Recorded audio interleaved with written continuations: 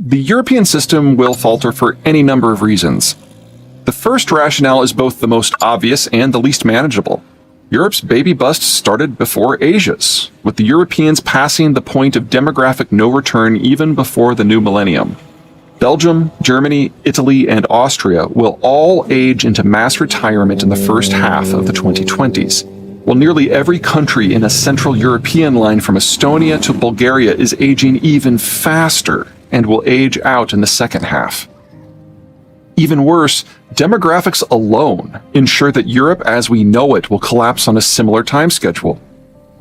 When the Central European states joined the EU in the 2000s, they succeeded in convincing the Western Europeans to open their labor markets. Some 1/4 to 1/3 of the young worker population of the Central European region decamped for better personal economic prospects to the West. Western Europe's demographic figures are far worse than they actually appear. Whether it's because Central Europeans return home when the going gets tough, which robs Western Europe of its workforce, or because more Central Europeans head to Western Europe when the going gets tough because those are the only jobs left, the labor balance that has enabled European economic functionality since 2008 is about to evaporate. The demographic problem haunts in a second way. Europe has aged to the point that it cannot absorb its own products. Europe must maintain a high level of exports to maintain its system. The top destination is the United States, a country that is turning ever inward. The United States is also exploring a similarly broad spectrum trade deal with the United Kingdom.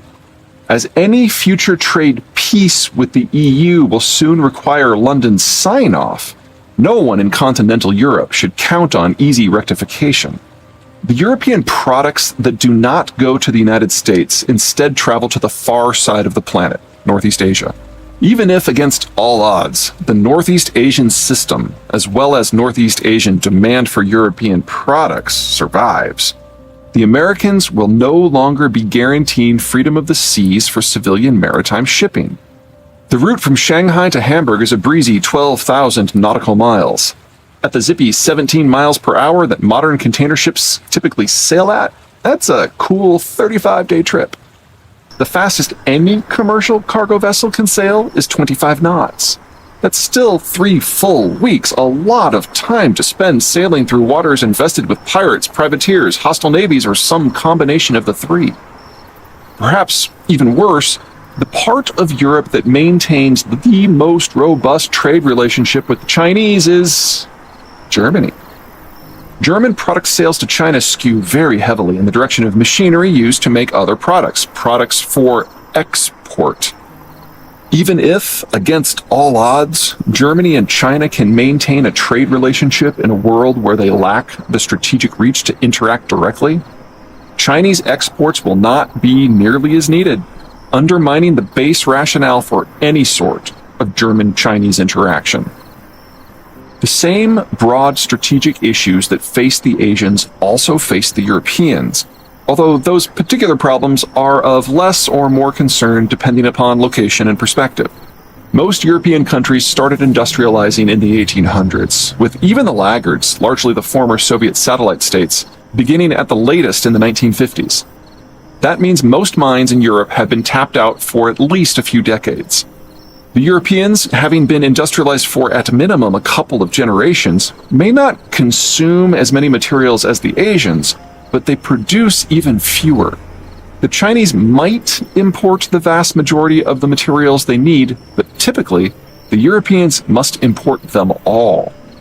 Most of the industrial commodities required for modern life come from locations far closer to Europe than East Asia, such as the Western Hemisphere and Africa. Several European countries, France and the United Kingdom come to mind, but so too do Spain, the Netherlands, Italy, and Denmark, have sufficient naval capacity to protect occasional shipping to and from the locations in question. Just as good, most sailings from these regions to Europe are unlikely to pass through any particularly contested waters. As to Western Hemispheric sourcing, the Americans are certain to put the kibosh on any sort of piracy or privateering in their hemisphere, and European commerce is unlikely to be barred so long as it remains unmilitarized.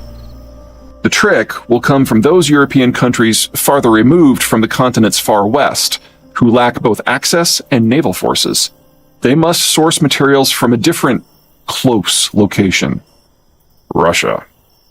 Germany cannot maintain its position as a wealthy and free nation without the Americans. But Germany also cannot maintain its position as a modern industrialized nation without Russia.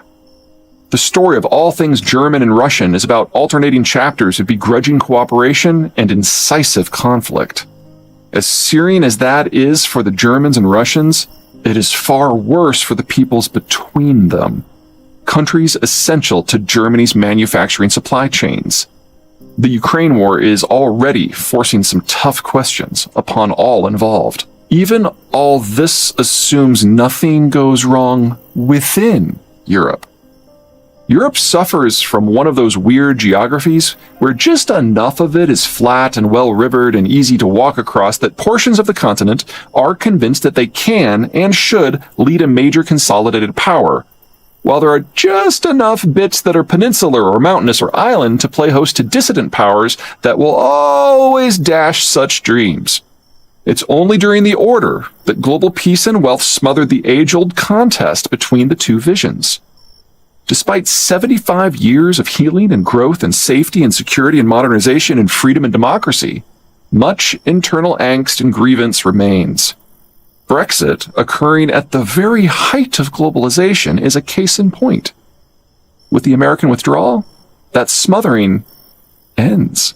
The Germanocentric system cannot maintain its current position, much less grow, and no one in the world has a strategic interest in bailing it out. The challenge for Central Europe will be to keep the Germans from acting like a normal country. The last 7 times Germany did, things got historical. Europe's subsidiary trade networks look more favorable than the Germanocentric system. The Sweden-centric system might be able to hold together. Northern Europe's supply chains are less exposed to potential threats, its energy supplies are more local, and its demographics are less aged and slower aging, suggesting a better match between supply and demand that would limit the need for extra regional imports and exports in the first place. In the North Sea, the Scandinavians even have sufficient oil and natural gas to meet nearly all their demand. All they need to do is somehow source the various industrial inputs they need from a continent away. They have 2 options. The first is to partner with the French system, at least in part. In addition to France boasting sufficient domestic consumption to absorb its own production, it also has sufficient geographic insulation and positioning to reach the needed inputs.